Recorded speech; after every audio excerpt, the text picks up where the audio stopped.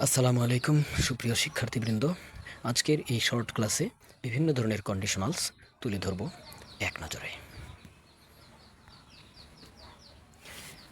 প্রথমেই zero conditional স্ট্রাকচারটি হলো ই plus present simple plus present simple, অর্থাৎ ইফযুক্ত অংশটি যদি প্রেজেন্ট সিম্পল বা প্রেজেন্ট ইনডিফিনিট টেন্স হয় তাহলে পরের অংশটি প্রেজেন্ট সিম্পল বা প্রেজেন্ট ইনডিফিনিট টেন্স হয়।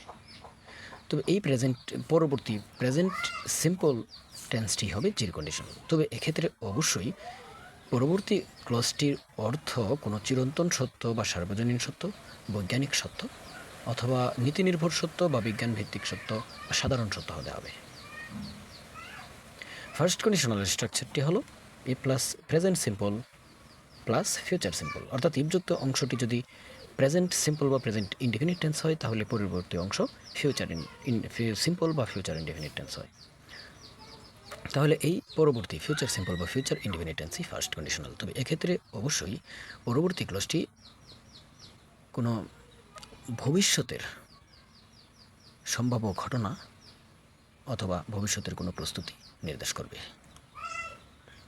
সেকেন্ড কন্ডিশনাল স্ট্রাকচার হলো এ plus first simple plus second conditional, অর্থাৎ ইফযুক্ত অংশটি যদি পাস্ট ইনডিফিনিট টেন্স হয় তাহলে পরবর্তী অংশটি সেকেন্ড কন্ডিশনাল হবে। এক্ষেত্রে অতীতের কোনো ঘটনার সাপেক্ষে পরবর্তীতে কী হতো বা কী ঘটতো যা বাস্তবে ঘটেনি এমন নির্দেশ করতেই ব্যবহৃত হয় সেকেন্ড কন্ডিশনাল। আবার যদি ইফযুক্ত অংশে সাবজেক্ট প্লাস ওয়ার থাকে তাহলেও পরবর্তী অংশটি সেকেন্ড কন্ডিশনাল হয়। থার্ড কন্ডিশনাল স্ট্রাকচার হলো ই plus past perfect plus third conditional, অর্থাৎ ইফযুক্ত অংশ যদি পাস্ট পারফেক্ট হয় তাহলে পরবর্তী অংশটি থার্ড কন্ডিশনাল হয়। আবার যদি একটি অংশে হ্যাড প্লাস সাবজেক্ট প্লাস ভার্বের পাস্ট পার্টিসিপল হয় তাহলে পরবর্তী অংশটি থার্ড কন্ডিশনাল হয়। এখানে কয়েকটি এক্সাম্পলস তুলে ধরছি।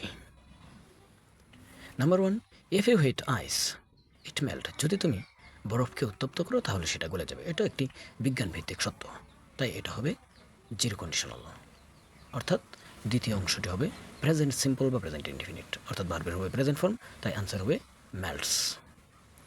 Number 2, if you work hard, যদি তুমি কঠোর পরিশ্রম করো ইউ শাইন ইন লাইফ, তুমি জীবনে উন্নতি লাভ করতে পারবে।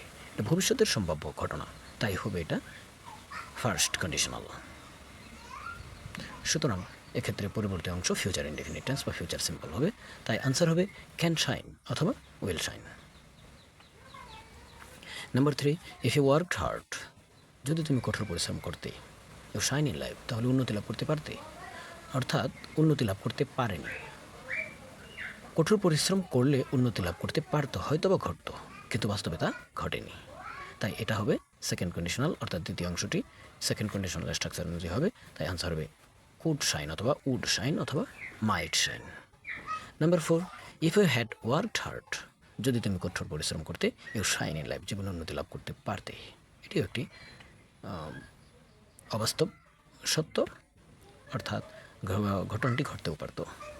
আর ইফযুক্ত অংশ পাস্ট পারফেক্ট হলে পরে থার্ড কন্ডিশনাল ব্যবহৃত হয়, তাই আনসার হবে দ্বিতীয় অংশটিতে থার্ড কন্ডিশনালের নিয়ম অনুযায়ী, অর্থাৎ আনসার হবে উড হ্যাভ শাইন্ড অথবা কুড হ্যাভ শাইন্ড। ধন্যবাদ।